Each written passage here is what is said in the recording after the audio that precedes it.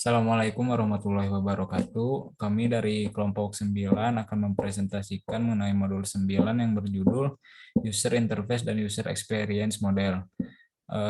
Kelompok kami terdiri dari Ahmad Reza sebagai ketua, lalu ada Ayunur Oktaviani, lalu saya sendiri Naufal Bisabili, kemudian ada Muhammad Ali Fadilasya Akbar, dan yang terakhir ada Muhammad Agni, tapi dia tidak bisa ikut bergabung karena ada keperluan.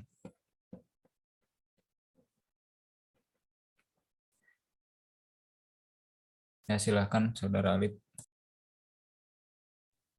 User interface adalah bentuk tampilan grafik komputer yang berhubungan langsung dengan pengguna user. User interface berfungsi sebagai penghubung antara user dengan software sehingga user dapat mengetahui apa yang terjadi mengenai apa yang terjadi pada software yang sedang digunakannya. Misalnya interaksi dari mesin komputer ke layar monitor.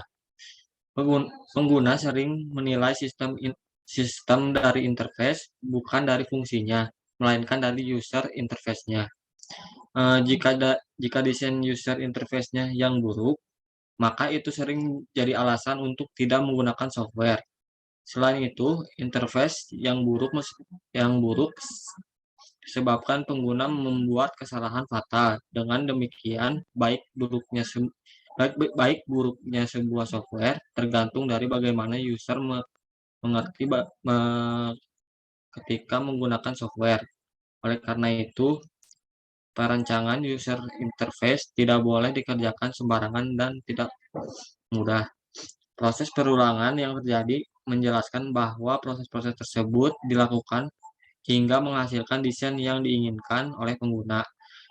Desain harus bersifat user-centered, artinya pengguna sangat terlibat dalam proses desain. Karena itu, ada proses evaluasi yang dilakukan oleh pengguna terhadap hasil desain. Prinsip-prinsip prinsip-prinsip dalam merancang user interface antara lain akan dilanjutkan oleh Ahmad Reza. Dilanjutkan sama aku, mohon maaf, Alif. Ya, baik, saya lanjutkan. Yang pertama, A, ada user familiarity atau mudah dikenali. Gunakan istilah, konsep, dan kebiasaan user, bukan komputer. Misal, pada sistem perkantoran, gunakan istilah letters, documents, folders, bukan directories, file identifiers. Jenis dokumen, open office. B, ada konsistensi atau selalu begitu, yaitu konsisten dalam operasi dan istilah di seluruh sistem sehingga tidak membingungkan. Layout menu di Open Office dengan layout menu di MS Office. C, minimal surprise atau tidak buat kaget user. Operasi bisa diduga prosesnya berdasarkan perintah yang disediakan. D, ada recoverability atau pemulihan. Recoverability ada dua macam, confirmation of destructive action atau konfirmasi terhadap aksi yang rusak dan ketersediaan fasilitas pembatalan atau UNDO. E, ada user guidance atau bantuan, yaitu sistem manual online, menu. Terakhir, ada user diversity atau keberagaman, yaitu misalnya ukuran huruf bisa diperbesar. Selanjutnya akan dilanjutkan oleh Nova Levi.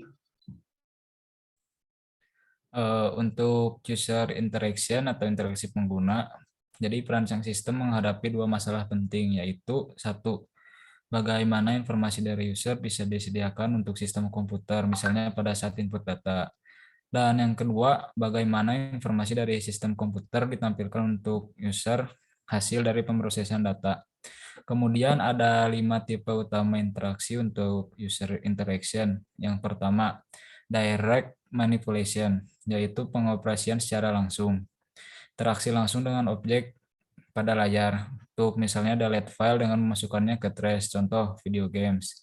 Direct manipulation sendiri mempunyai kelebihan dan kekurangan. Untuk kelebihannya yaitu waktu pembelajaran user sangat singkat, Feedback langsung diberikan pada tiap aksi sehingga kesalahan terdeteksi dan diperbaiki dengan cepat. Untuk kekurangannya,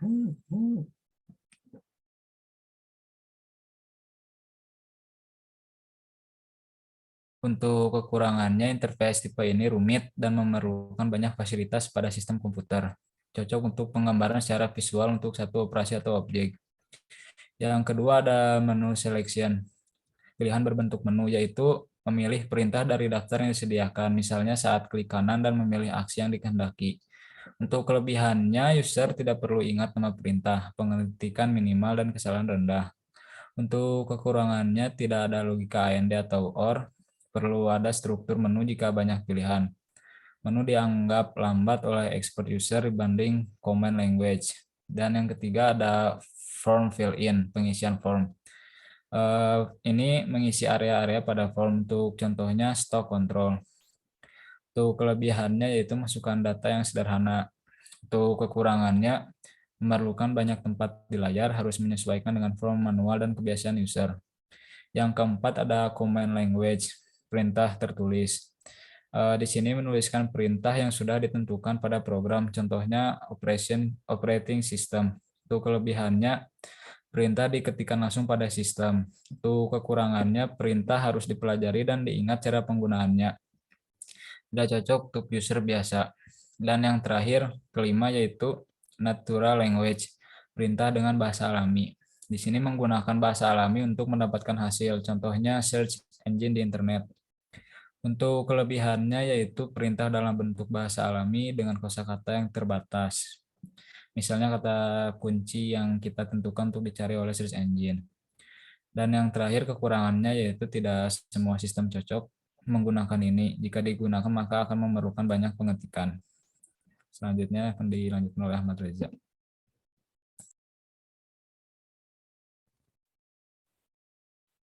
Ya, untuk membuat user interface harus melibatkan user dengan orientasi perancangan user interface berfokus kepada user. Dengan demikian, pada saat mengembangkan harus menggunakan konsep interaksi desain. Karakteristik utama interaksi desain adalah user should be involved through the development of the project. Lalu, specific usability and user experience goal need to be identified, clearly documented, and agreed at the beginning of the project. Lalu iteration is needed through the core activities. Lalu untuk tujuan kegunaannya, yang pertama ada effective to use atau efektif untuk digunakan. Lalu yang kedua ada efficient to use atau efisien saat digunakan. Lalu ada safe to use, yaitu aman untuk digunakan. Lalu ada have good utility, yaitu baik saat digunakan. Utility merujuk pada sejauh mana sistem menyediakan fungsionalitas yang tepat sehingga pengguna dapat mengerjakan apa yang ingin dikerjakan. Satu contoh sebuah sistem dengan utilitas tinggi, masalah paket perangkat lunak akuntansi yang menjadi do not placing the quit or delete file command right next to the save command on a menu alat komputasional yang handal bagi pengerjaan bermacam tugas para akuntan. Lalu di sisi lain juga kita melihat kehadiran perangkat lunak dengan utilitas rendah yang didesain untuk fungsi-fungsi sangat spesifik. Contohnya seperti converter format file dari doc ke PDF misalnya. Lalu ada poin yang kelima yaitu easy to learn atau mudah untuk dipelajari. Lalu yang terakhir ada easy to remember how to use, yaitu mudah untuk diingat saat digunakan. Bagaimana saat digunakan?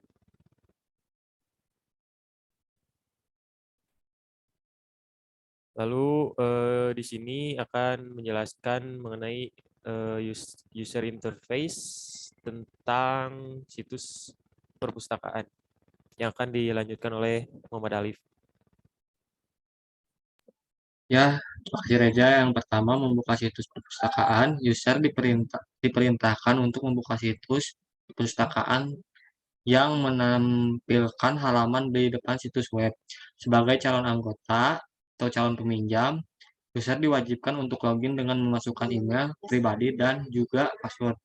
Setelah itu, klik login.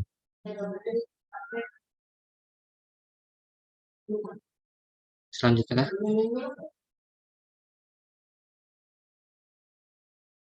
yang kedua, mengisi data pribadi untuk registrasi sebagai calon anggota baru. Pada perpustakaan ini, user diwajibkan mengisi formulir data diri yang disajikan. Setelah selesai mengisi formulir, kemudian diserahkan kepada perpustakawan yang jaga untuk diverifikasi. Lalu calon anggota akan mendapatkan kartu anggota. Selanjutnya dilanjutkan oleh Ayu. Ketiga, ada desain interface pinjaman. Ini bentuk aplikasi di mengisi data buku, lalu ada cetak kartu setelah mengisi.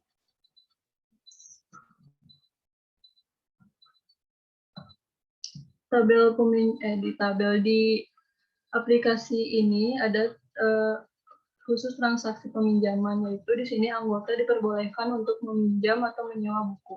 Harga sewa akan berbeda untuk tiap-tiap buku. Perbedaan harga sewa tergantung dari bukunya. Anggota hanya diperbolehkan meminjam buku sebanyak 5 buah buku dengan waktu peminjaman per buku adalah 3 hari. Buku yang dipinjam atau disewa tidak boleh dikembalikan satu persatu, namun harus keseluruhan. Sebelum buku dipinjam atau disewa oleh anggota, pustakawan jaga akan melakukan pengecekan terhadap buku tersebut. Form sewa buku berisikan antara lain ada nomor dan nama anggota, buku-buku yang akan dipinjam atau disewa, tanggal pinjam, tanggal kembali, total harga sewa, dan lainnya. Anggota dimohon untuk menjaga dan merawat buku yang dipinjam seperti buku miliknya sendiri.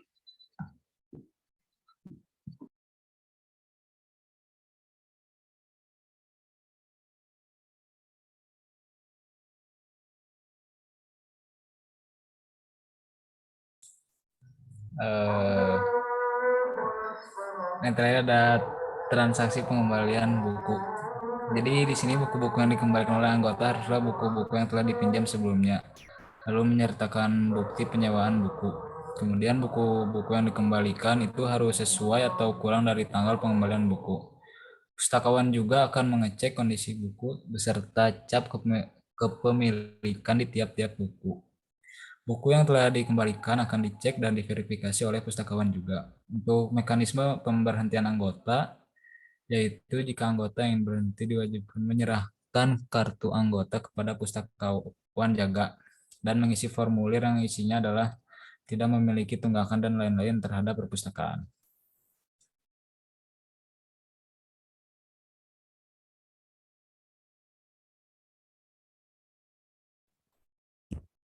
Baik, untuk kesimpulan dari praktikum modul 9 ini yaitu agar kita mampu memahami prinsip desain yang berhubungan dengan user interface dan juga user experience, serta mampu memodelkan perangkat lunak yang berkaitan dengan user interface dan user experience.